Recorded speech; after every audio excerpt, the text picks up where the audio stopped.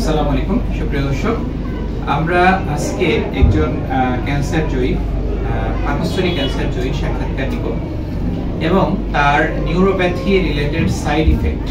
কেমোথেরাপির পরে অনেক সময় হাত পা জ্বালাপোড়া করে, হাত পা ঝিনঝিন করে, শুয়ের মতো ভেঙে হাতের পায়ের মধ্যে, হাতের তালু পায়ের তালুর মধ্যে, তো সেই এবং হাত পা কালো হয়ে যায়, যেটাকে আমরা বলি নিউরোপ্যাথি। আবার অনেক সময় হ্যান্ড ফুট সিনড্রোমেও এই ধরনের সমস্যা দেখা দেয়।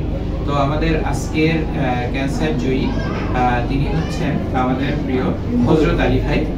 হযরত আলী ভাই প্রথম যখন ফুসফুস ক্যান্সারে আক্রান্ত হন, এরপরে তিনি পার্শিয়াল গ্যাস্ট্রেক্টমি সার্জারি করেন। সার্জারি করার পর তাকে আমরা 8টি কেমোথেরাপি দিই এবং এরপরে তাকে 25টি রেডিওথেরাপি দেওয়া হয় এবং রেডিওথেরাপি শেষ হয় তার এই বছর জানুয়ারি মাসের 22 তারিখ।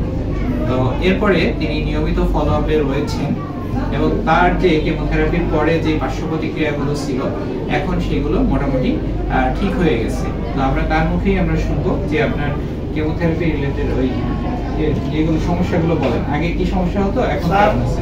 কেমোথেরাপি দেওয়ার পর স্যার আগে তো সমস্যা ছিল, আগে খাইতে পারছিলাম অনেক কিছু স্যার, তারপরে বমি হচ্ছিল, তারপরে অপারেশন করার পর কেমোথেরাপি দেওয়ার পর থেকে হাত পাও কালো ছিল এবং ঝিঞ্জি ছিল স্যার। সেই ঝিঞ্জিগুলো এখন আর নেই স্যার।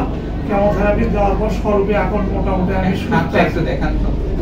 কালো ছিল স্যার, একদম কালো। এখন আর লোকের আইসগুলো পড়ার মতো হয়ে গেছিল স্যার, সেগুলো এখন তাজা হয়ে গেছে।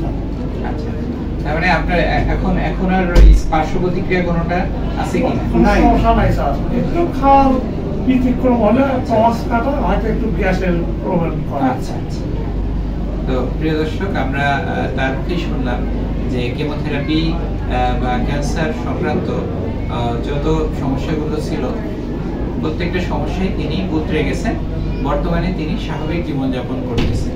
তো তার সাথে সর্বক্ষণিক তার বন্ধু আছেন, আমি তার মুখে একটু কিছু কথা শুনব। আসসালামু আলাইকুম। এটা আমার শালক। প্রথম থেকে এর আগে আমি প্রিন্সিপাল স্যারের কাছে আসছি এবং উনি খুব সুন্দর সুচিকিৎসা দিয়েছেন। কেমোথেরাপি, রেডিওথেরাপি সব কিছু শেষ করার পরে ইনশাল্লাহ সে এখন সুস্থ, স্বাভাবিক জীবনে ফিরে এসছে এবং সে রীতিমতো সংসারে কাজকর্ম করছে। স্যারের কাছে ফলো আপ আছে। 2 মাস পর আজকে আমরা স্যারের সঙ্গে দেখা করতে আসছি। ধন্যবাদ। তো প্রিয় দর্শক, ক্যান্সার কোনো মরণ ব্যাধি নয়। ক্যান্সার আক্রান্ত ব্যক্তিরা আমাদের সম্পদ।